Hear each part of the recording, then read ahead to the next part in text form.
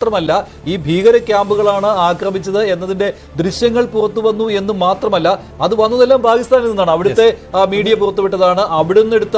അവിടുത്തെ ചില നാട്ടുകാർ തന്നെ പറയുകയാണ് മസൂദ് അസറിന്റെ വീട്, അതിന് മുകളിൽ മിസൈൽ 4 തവണ ഇന്ത്യൻ മിസൈലുകൾ പതിച്ചിരുന്നു എന്ന്.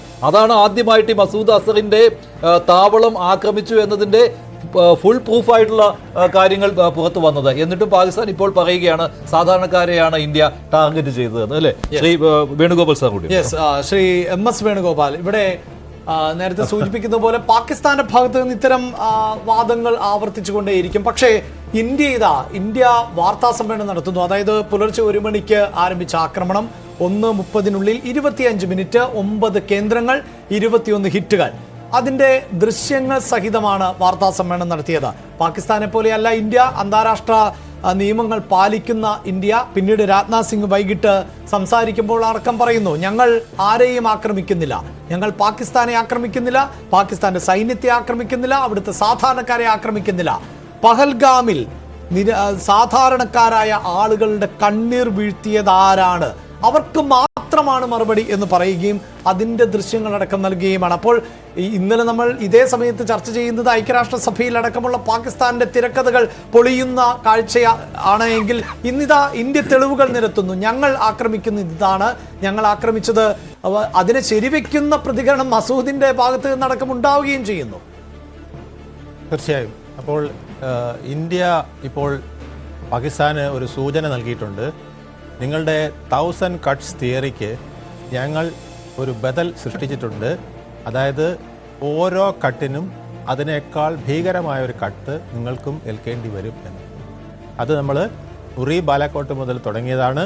ഇപ്പോൾ കുറെ കൂടെ വ്യക്തമായി പാകിസ്ഥാന് മനസ്സിലായിരിക്കുന്നു, ഇന്ത്യ ഓരോ കട്ടിനും നല്ല ഒരു മുറിവ് തിരിച്ചു കൊടുത്തിരിക്കും എന്ന്. ഇത് നമ്മൾ ഒരു സിവിലൈസ്ഡ് സൊസൈറ്റി ആയതുകൊണ്ട് പാകിസ്ഥാൻ പറയുന്ന പോലെ 1000 കട്ട്സ് എന്ന് പറയുന്ന പോലെ നമ്മളിത് പറയുന്നില്ല എന്ന് മാത്രമേ ഉള്ളൂ. നമ്മൾ പ്രവർത്തി കൊണ്ട് ഇന്ത്യ അത് പാകിസ്ഥാനെയും ലോകരാഷ്ട്രങ്ങളെയും ബോധ്യപ്പെടുത്തിയിരിക്കുന്നു എന്നുള്ളതാണ്. പക്ഷേ ഇതുകൊണ്ടൊന്നും പാകിസ്ഥാൻ പെട്ടെന്ന് പഠിക്കും എന്ന് തോന്നുന്നില്ല. കാരണം പാകിസ്ഥാൻ്റെ ഇപ്പോഴത്തെ അന്തരീക്ഷത്തിലും പാകിസ്ഥാൻ ഈ ടെൻഷനെങ്കിലും മിനിമം നിലനിർത്തണം. അത് പാകിസ്ഥാൻ ആർമിയുടെ നിലനിൽപ്പിൻ്റെ ആവശ്യമാണ്, പാകിസ്ഥാൻ്റെ ഭരണ സംവിധാനം നിലനിർത്തുന്നതിൻ്റെ ആവശ്യമാണ്, പാകിസ്ഥാൻ ആർമിക്കുള്ളിലുള്ള ഈ ഡിവിഷൻ ഇല്ലാതാക്കുന്നതിന് ഇത് ആവശ്യമാണ്.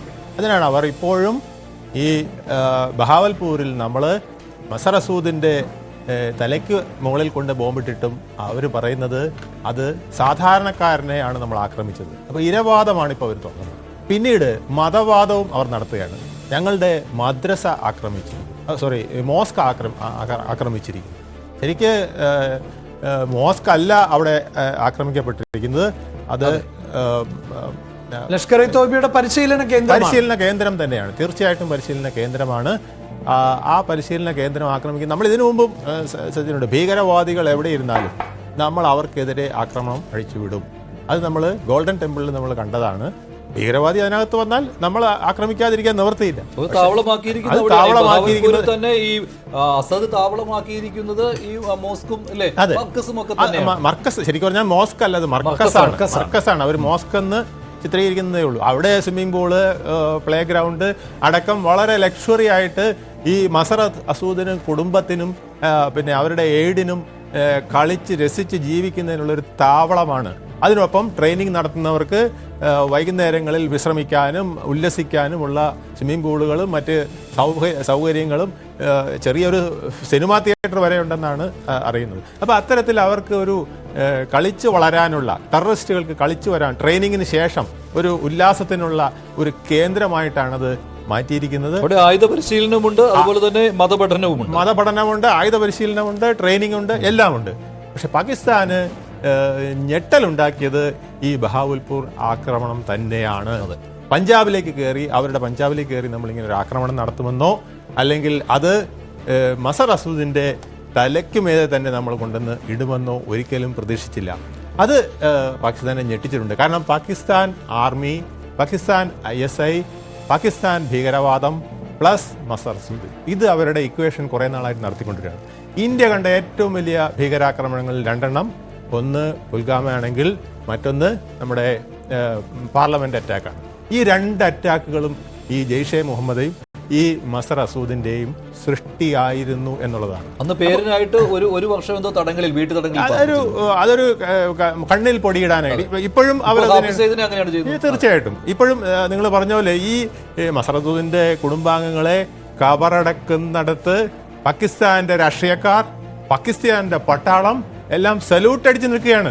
അപ്പോൾ ഇവര് ടെററിസത്തിന് ഇപ്പോഴും സല്യൂട്ട് അടിച്ച് നിൽക്കുന്നു എന്നുള്ളത് ഉള്ള പിക്ചറാണ് ലോകരാഷ്ട്രങ്ങൾക്ക് മുമ്പിൽ കൊണ്ടുവന്നിരിക്കുന്നത്.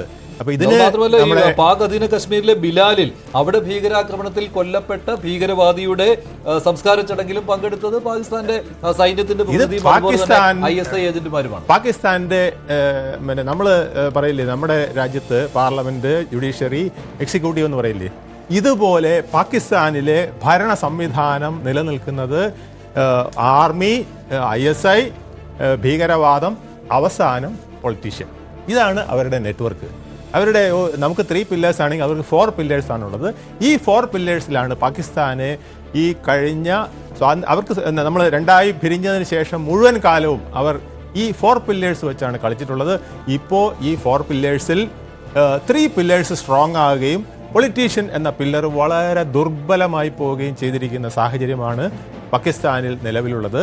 അതുകൊണ്ട് പാകിസ്ഥാനിൻ്റെ കഥ എല്ലാവർക്കും വ്യക്തമായിട്ടുണ്ട്. പക്ഷേ ചൈനയ്ക്ക് മാത്രം ഇത് വ്യക്തമായിട്ടില്ല. കാരണം ചൈനയ്ക്ക് ഒരു ഉദ്ദേശമുണ്ട്, 5 പൈസ ചെലവില്ലാതെ അവരുടെ ഏഷ്യയിലെ ഏറ്റവും വലിയ ഭയപ്പെടുത്തുന്ന ഒരു രാജ്യമായ, ഭയപ്പെടുത്തുന്ന മറ്റൊന്നിലുമല്ല, നമ്മൾ ധനസ്ഥിതിയിലും നമ്മൾ പുരോഗതിയിലും അവരെക്കാൾ മുന്നിൽ വരുമോ അല്ലെങ്കിൽ അവരോടൊപ്പം നിൽക്കുമോ എന്ന ഭയം കൊണ്ട് അവരുദ്ദേശിക്കുന്നത് പാകിസ്ഥാനെ കൊണ്ട് ഇന്ത്യക്കെതിരെ 5 പൈസയുടെ ചെലവില്ലാതെ ഒരു യുദ്ധം നടത്തുക, അല്ലെങ്കിൽ എപ്പോഴും ചൊറിഞ്ഞുകൊണ്ടിരിക്കുക. അങ്ങനെ ഇന്ത്യയുടെ ശ്രദ്ധ ഇന്ത്യയുടെ വികസനത്തിലും ഇന്ത്യയുടെ ധനസ്ഥിതി മെച്ചപ്പെടുത്തുന്നതിൽ നിന്നും മാറി ഒരു പ്രതിരോധത്തിനും ഇതിനകത്ത് നമ്മളെപ്പോഴും ഈ യുദ്ധത്തിനെ കുറിച്ച് ചിന്തിക്കുന്നതിനുമാക്കി മാറ്റണം എന്നുള്ളതാണ്. തീർച്ചയായും നമുക്ക് ശ്രീ മിഥുൻ വിജയകുമാറിലേക്ക്